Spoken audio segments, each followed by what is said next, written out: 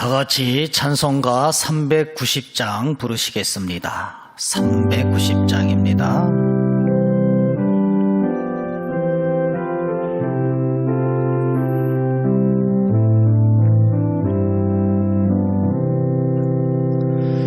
예수가 거느리시니 즐겁고 평안하구나. 주야의 작업께는 곧 예수가 거느리시네. 주날 항상 돌보시고 날 친히 거느리시네. 주날 항상 돌보시고 날 친히 거느리시네. 때때로 괴로움 당하면 때때로 기쁨 누리네. 풍파 중에 지키시고 평안히 인도하시네.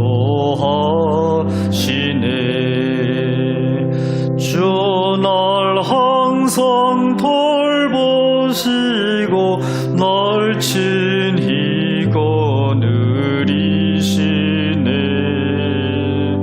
주날 항상 돌보시고 날 친히 거느리시네.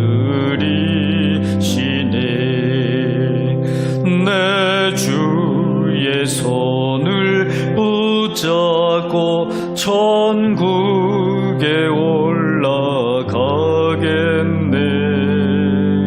괴로우나 즐거우나 예수가 거느리시네. 주날 항상 돌보시고 날 친히 거느리시네. 주날 항상 돌보시고 날 친히 거느리시네. 이 세상 이별할 때에 마귀의 권세 이기네. 천국에 가는 그 길도 예수가 거느리시네. 주날 항상 돌보시고 날 친히 거느리시네. 주날 항상 돌보시고 날 친히 거느리시네.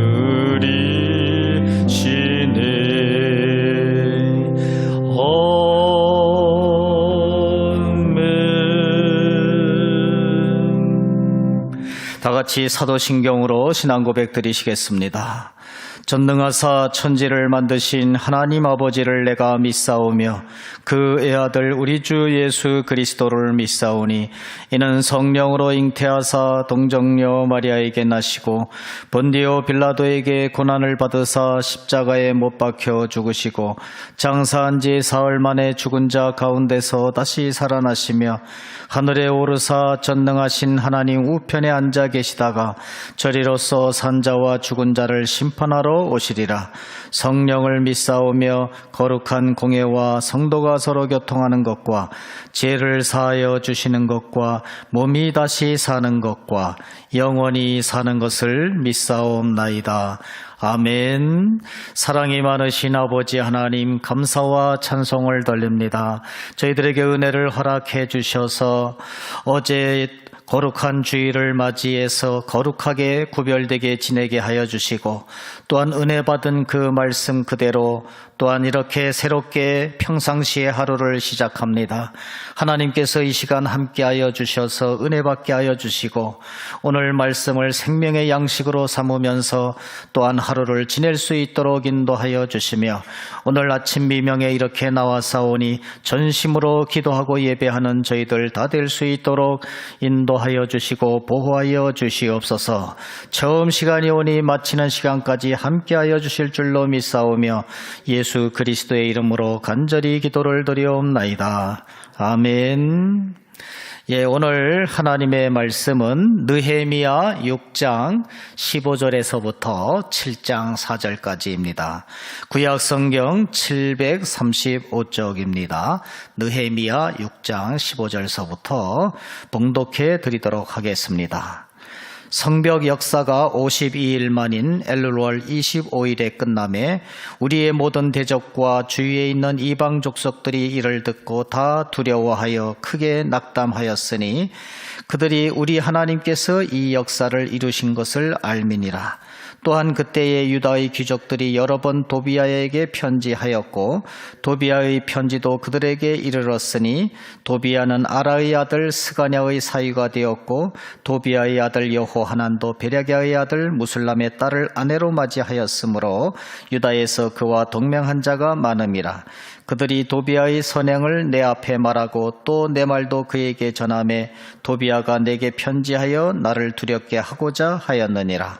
성벽이 건축됨에 문짝을 달고 문지기와 노래하는 자들과 레위 사람들을 세운 후에 내 아우 하나니와 영문의 관원 하나냐가 함께 예루살렘을 다스리게 하였는데 하나냐는 충성스러운 사람이요 하나님을 경외함이 무리 중에 뛰어난 자라. 내가 그들에게 이르기를 해가 높이 뜨기 전에는 예루살렘 성문을 열지 말고 아직 파수할 때에 곧 문을 닫고 빗장을 지르며 또 예루살렘 주민이 각각 자기가 지키는 곳에서 파수하되 자기 집 맞은편을 지키게 하라 하였노니 그 성읍은 광대하고 그 주민은 적으며 가옥은 미처 건축하지 못하였음이니라. 아멘. 예, 오늘도 이렇게 새벽 미명서부터 하나님의 전에 나와서 만나게 하여 주신 하나님께 감사를 드립니다. 우리가 오늘 본문을 보면은 6장 15절서부터 장을 넘어서 7장 4절까지 가는데 보통 장이 끝나면은 단원이 끝나고 본문이 끝나게 마련인데 오늘은 성벽 역사가 끝나면서 바로 다스리게 하는 그러한 내용이 나오기 때문에 이렇게 7장 4절까지 끄는 줄로 믿습니다. 특별히 우리가 성경을 보면은 성경은 역사에 대한 얘기가 많이 나옵니다. 역사에 대한 얘기가 많이 나와요. 그래서 우리가 모든 그 종교가 이 세상에 엄청나게 많지만은 성경처럼 역사성을 가지고 있는 역사를 기록함으로 말미암아서 은혜를 받게 하는 그러한 경전. 물론 문자적으로도 은혜를 받지만은 역사적인 일을 기록함으로써 하나님께서 기록하게 함으로써 은혜를 받게 하는 이 역사성을 가지고 있는 경전은 성경이 유일하다. 이렇게 볼 수가 있습니다. 그래서 우리는 어느 성경을 읽든지 간에 어느 부분을 읽든지 간에 역사 속에서 이 부분이 어느 정도에 속하는 부분인가를 깨닫고 설교를 들어야 우리가 올바로 들을 수가 있고 올바로 성경 공부를 할 수가 있는 것입니다. 오늘 느헤미야 이렇게 본문을 읽었는데 어느 정도의 시대의 일인가 이것을 우리가 알아야 된다는 것입니다.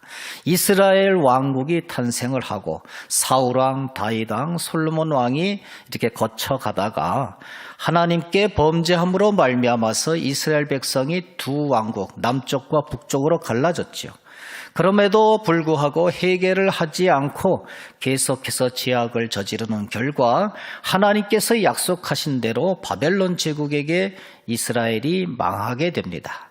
70년 동안 포로 생활을 한 이후에 바사 제국을 통해서 해방시킨 그 하나님께서 이스라엘로 다시 이스라엘 백성을 돌아오게 해서 1차적으로 성전을 재건하고 그리고 3차로 이 느헤미야가 돌아와서 성벽을 재건한 그 시대의 일이라는 것을 우리가 항상 느헤미야를 읽으면서 우리가 확인하고 말씀을 듣고 공부를 해야만 되는 것입니다. 이 느헤미야는 계속해서 들었지만은 어떤 사람이었습니까? 바사 제국, 페르시아 제국, 지금으로 말하면 이란이라고 할 수 있는 이 제국에서 정말 이스라엘 백성이지만은 술 맡은 관원장으로서 활동을 하던 사람이다. 이것을 우리가 알고 있었습니다. 왕의 술 맡은 관원장 하면은 그것이 뭐 그렇게 아주 고귀하고 높은 직위에 있다. 이렇게 우리가 생각을 하는데 또 그렇게 말을 하는 경우가 많은데 그것은 그렇지가 않습니다. 한마디로 말해서 실세의 일수는 있지만은 그것이 술 따라주고 술 맛을 보는 그러한 사람이 뭐 높은 직이다. 또 실질적으로 전국을 통치했다. 그런 개념은 아니죠. 오늘날도 현대사회에 있어서도 국무총리가 있고 장관이 있지만은 그런 분들은 현실적으로 높은 직위를 가지고 있지만은 또 청와대에서 지금은 청와대가 아니지만은 가까운 곳에서 물을 나르고 이런 사람들이 높은 직위는 아니지만은 실세로 또한 군림할 수가 있는 것이죠. 바로 느헤미야가 그런 사람이었다는 것입니다. 그런데 이 느헤미야는 이제 제3차로 이스라엘 백성들이 귀환할 때 지도자로서 귀환을 하면서 이제 무너진 성벽을 재건하는 데 힘을 썼던 사람이에요. 한마디로 말해서 정치 지도자였다는 것입니다. 정치 지도자였지만은 또 한편으로는 11조 제도를 고친다든가 레위인의 직무의 역할을 이렇게 한다든가 해가지고 어떤 종교 지도자의 역할도 감당을 했던 것이 바로 느헤미야입니다. 이렇게 성벽을 재건하는 일에 힘썼는데 오늘 말씀은 무슨 말씀이 있습니까? 성벽을 재건했다. 이게 완성됐음을 이제 나타내고 있는 것입니다. 오늘 15절에 보니까 성벽 역사가 52일 만인 엘룰월 25일에 끝남에 이렇게 말씀을 하고 있어요. 성벽 예루살렘의 그 성을 이제 완전히 중건을 했다. 이런 말씀입니다. 그런데 중요한 것은 이 성벽을 중건할 때, 재건을 할 때에 그 산발랏이라든가 사마리아 총독인 산발랏이라든가 또 아람의 통치자인 암몬의 통치자인 그 도비야 같은 사람이 굉장히 반대를 했음에도 불구하고 성벽이 이루어졌다는 것이에요. 성벽이 이루어지고 재건이 됐으니까 자기들이 그렇게 반대를 했는데도 됐으니까 그럼에도 불구하고 52일 만에 성전이 중건이 됐으니까 이 사람들은 반대를 했던 사람들은 어떻게 느꼈겠습니까? 아주 낙담을 했어요. 오늘 16절 말씀해 보니까 이를 듣고 다 두려워하여 크게 낙담하였으니 성전을 재건하던 사람들이 낙담한 것이 아니라 그것을 반대하던 사람들이 낙담을 했다는 거예요. 반대를 했음에도 불구하고 단순하게 성벽이 중건이 됐으면은 그렇게 낙담이 크지는 않았을 겁니다. 자기들이 그렇게 반대를 했는데도 불구하고 너무 빠른 속도로 완벽하게 성벽이 재건이 되니까 이것은 느헤미야를 비롯한 이스라엘 백성들의 승리다 이렇게 느껴진 것이 아니라는 것입니다. 이것은 분명히 그들이 믿는 하나님께서 특별히 손을 봐주셨기 때문에 이렇게 성벽이 중건이 되었었다. 이렇게 본인들이 느꼈으니까 얼마나 크게 낙담을 했겠습니까? 이것이 바로 세상이죠. 자기들이 반대를 했는데 하나님께서 이루신 것을 볼 때에 세상은 낙담하고 승리자는 환호를 지를 수가 있는 것이고 하나님께 영광을 돌릴 수 있는 것입니다. 특별히 우리가 영적 전쟁에 있어서도 반드시 그렇습니다.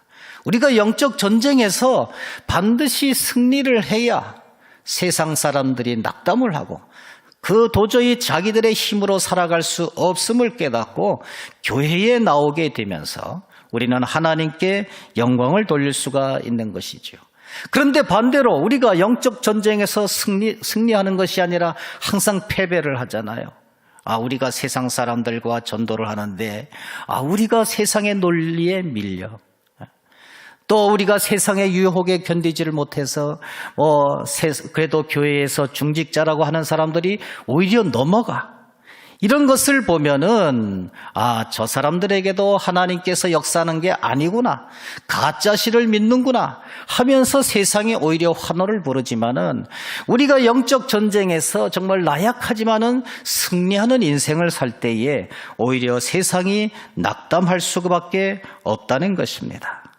그런데 오늘 본문에서 보니까 악한 자들은 계속해서 영적으로 충만한 사람들을 공격을 하고 있는 것을 볼 수가 있습니다. 성벽 재건의 결과로서 무엇이 나타났습니까?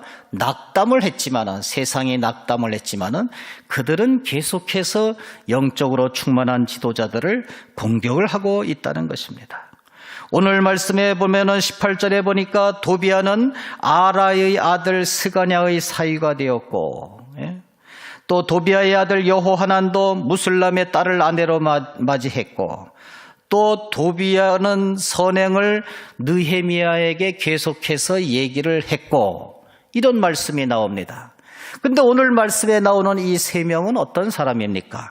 아라라는 사람은 제1차적으로 바벨론에서 귀환할 때 수룹바벨과 함께 귀환했던 인물입니다.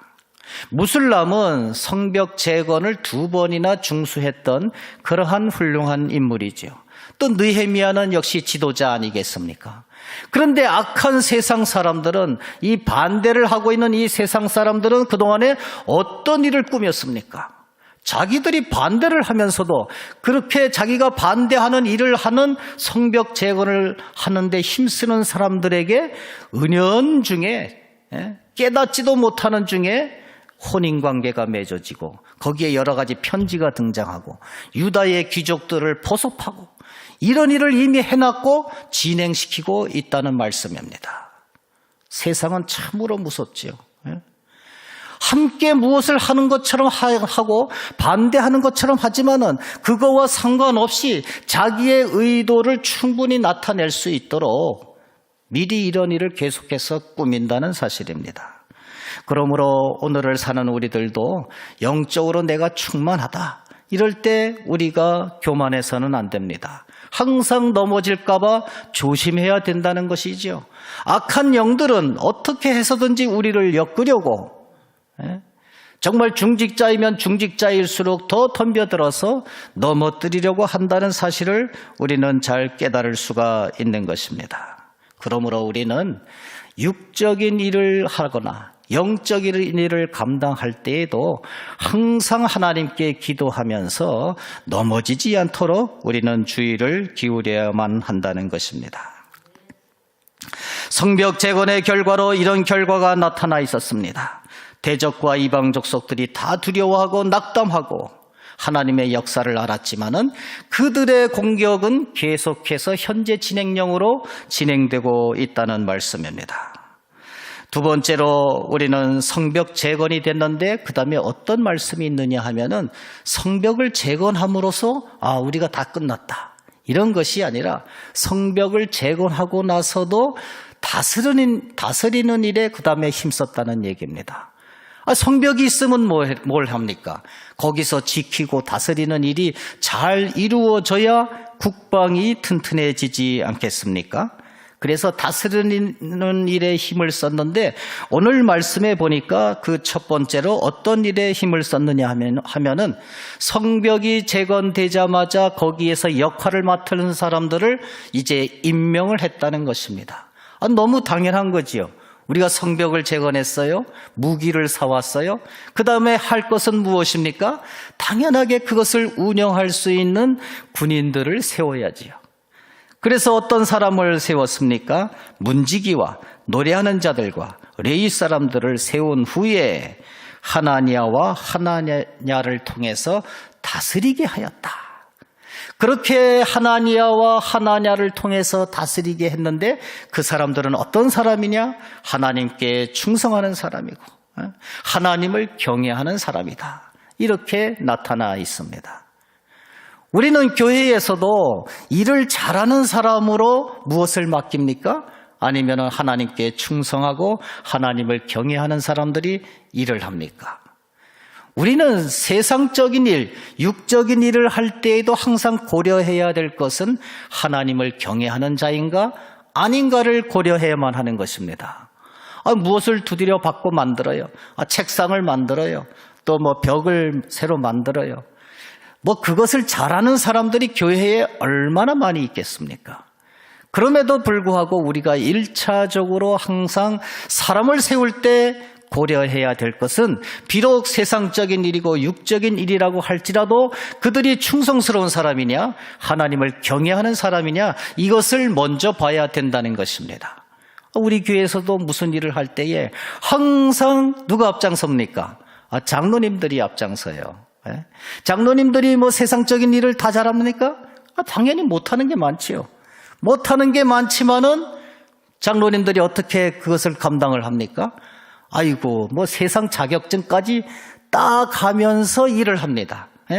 본인이 엘리베이터 관계 있는 자격증 이런 식으로 따가지고 거기에 맞는 기술을 획득해서 장로님들이 안수 집사님들이 일을 한다는 거예요. 그게 바로 충성스러운 자고 하나님을 경외하는 자들이 일을 해야만 되기 때문에 교회에서 그런 것이 꼭 이루어지는 것을 우리는 볼 수가 있습니다. 두 번째로 다스리는 일을 할 때에는 어떤 일을 하는가? 오늘 본문 말씀에는 경계를 철저히 해야 한다 하는 그러한 말씀이 오늘 나타나 있습니다. 3절 말씀에 보면은 이렇게 말씀을 합니다. 해가 높이 뜨기 전에는 성문을 열지 말아라. 성벽을 다 재건했어요. 근데 성문을 열 때는 보통 아침이면 이렇게 열어야 되지 않습니까? 일하러 나가고. 그런데 해가 높이 뜰 때까지는 다 닫아둬라. 그리고 높이 떠야만 열어라 이거예요. 그 다음에 말씀을 보니까 닫을 때는 그러면 꼼꼼해서 닫는 게 아니라 아직도 파수를 하고 있을 때, 아직도 일을 하고 있을 때, 진행형으로 있을 때 닫아라 이 말이죠. 그러니까 늦게 열고 빨리 닫는 것입니다. 그리고 각자 자기 집 위치에 있어서 또 자기 집 맞은편을 항상 경계를 잘하라. 이렇게 오늘 말씀하고 있습니다. 우리가 성벽을 아무리 잘 쌓아도 소용이 없어요. 무기를 아무리 좋은 것을 가지고 있어도 소용이 없습니다. 그것을 잘 운영하고 경계를 철저히 해야만 강한 군대가 된다는 것을 오늘 말씀에서 잘 보여주고 있습니다. 요즘에 북한에서 미사일을 계속해서 쏴대는데 저 사람들이 참 돈이 많은 사람들이구나. 그렇게 여깁니까? 안 그러잖아요. 북한의 국방력 그 돈 들어가는 거는 우리나라의 몇십 분의 1에 불과해요. 몇십 분의 1. 또 우리나라의 국방비 다 합쳐봤자 미국 국방비에 또 몇십 분의 1밖에 안 된다고요. 그러면 수백 분의 1, 천분의 1 되는 그러한 국방력 가지고 북한이 양 세계를 향해서 빵빵 소리치잖아요. 그 사람들은 없는 돈 가지고도 운영을 그만큼 잘한다는 것이죠. 현대 민주주의 사회 국가에서 그 안보의 맹점이 뭐냐? 정말 안보를 튼튼하기 위해서 돈을 쓰는 경우도 많지만은 그 애로 나가는 게 많다는 거예요. 국방비로 설정해 놨지만은 예를 들면 군인들 봉급으로 많이 나가고 피복값으로 많이 나가고 또 어떤 다른 분야로 많이 나가지요. 그래서 실제로 쓰는 군비는 상당히 작다는 거예요. 어떻게 보면 우리는 전쟁을 이기기 위해서 군대를 운영하는 것이 아니라 안전한 군대 생활 그 복지를 위해서 일을 하는 경우도 너무 많아요. 그렇기 때문에 우리가 정말 몇십 분의 1 되는 사람들한테도 쩔쩔맬 수밖에 없는 그러한 것이 있다는 것이죠. 그런데 오늘 성경 말씀을 보니까 정말 성벽을 재건하고 힘쓰고 온 힘을 투자해서 세워놓는 데 힘썼을 뿐만 아니라 그것을 정말 적절히 운영하고 경계태세를 철저히 하는데 아주 심혈을 기울였다. 이것이 하나님의 말씀에 그대로 노출되어 있는 것입니다. 왜 그렇게 할 수밖에 없었어요? 마지막 절에 보니까 그 성읍은 광대하고 그 주민은 적으며, 성읍은 큰데 주민이 적으니까 당연히 전체가 다 나서서 경계를 해야만 되는 것입니다. 그것이 이스라엘의 현실이었다는 것이지요. 우리의 영혼 관리도 마찬가지입니다. 우리가 교회를 잘 졌어요. 그러면 여기 성도들이 꽉 차야 되지 않습니까? 성도들이 근데 꽉 차는 데만 목적을 두면은 안 되지요. 내가 개인적으로 신앙생활을 하는데 내가 주일 낮 예배, 밤 예배, 수요 예배, 새벽 예배 다 채워야 되겠다. 나 개인적으로 채우는데 목적을 두면은 안 돼요. 당연히 채우는데도 힘을 써야 되겠지만은 진정한 목적은 내 영혼이 하나님께 은혜를 받아서 오늘도 그 하나님의 은혜로 살아가게끔 하는데 목적을 둬야 된다는 것입니다. 단순히 군대 숫자를 늘리는데 목적이 두는 것이 아니라 정말 현실적으로 경계를 철저히 하는데 목적을 두는 세상 군대들처럼 우리의 영혼도 마찬가지지요. 내가 이제 주일이 됐으니까 주일 낮 예배, 저녁 예배, 또 평상시에 새벽 예배, 수요 예배, 금요 철야 예배를 내가 채워야 되겠다. 그 채우는데 목적이 있는 것이 아니라 거기에 나가서 내가 하나님께 은혜를 받고 진실로 성도로서의 의무를 잘 감당할 수 있는 그러한 사람이 되어야 되겠다. 그런 마음가짐으로 교회를 나와야 그것이 바로 하나님 앞에 올바로 선 자이고 또한 이제 이단들이나 악한 영들로서부터 우리가 하나님께서 우리를 보호하게 해주시는 은혜를 입을 줄로 믿습니다. 그러므로 오늘 우리가 이러한 말씀을 듣고 생활을 할 때에 정말 내가 신앙적인 거칠의 생활을 철저하게 하는 것이 아니라 그것도 중요하지만은 내면적으로 하나님의 말씀에 충실할 수 있는 그러한 저와 여러분들 되시기를 간절히 축원드립니다. 기도하시겠습니다. 사랑과 은혜가 풍성하신 아버지 하나님, 감사와 찬송을 돌립니다. 오늘도 하나님의 은혜 가운데 이렇게 새벽 미명서부터 하나님 앞에 기도를 하였지만은 저희들이 채우는 데 목적이 있는 것이 아니라 하나님의 말씀을 듣고 기도하는 데 목적이 있는 줄로 압니다. 우리가 목적과 수단을 혼돈하지 않게 하여 주시고 하나님이 우리 인생 속에서 주신 그 목적을 잘 감당하는 그러한 성도들 될 수 있도록 인도하여 주시옵소서. 감사드리며 예수 그리스도의 이름으로 기도를 드리옵나이다. 아멘. 하늘에 계신 우리 아버지여, 이름이 거룩히 여김을 받으시오며 나라의 임하옵시며 뜻이 하늘에서 이룬 것 같이 땅에서도 이루어지이다. 오늘날 우리에게 일용할 양식을 주옵시고 우리가 우리에게 죄지은 자를 우리 죄를 사하여 주옵시고 우리를 시험에 들게 하지 마옵시고 다만 악에서 구하옵소서. 대개 나라와 권세와 영광이 아버지께 영원히 있사옵나이다. 아멘.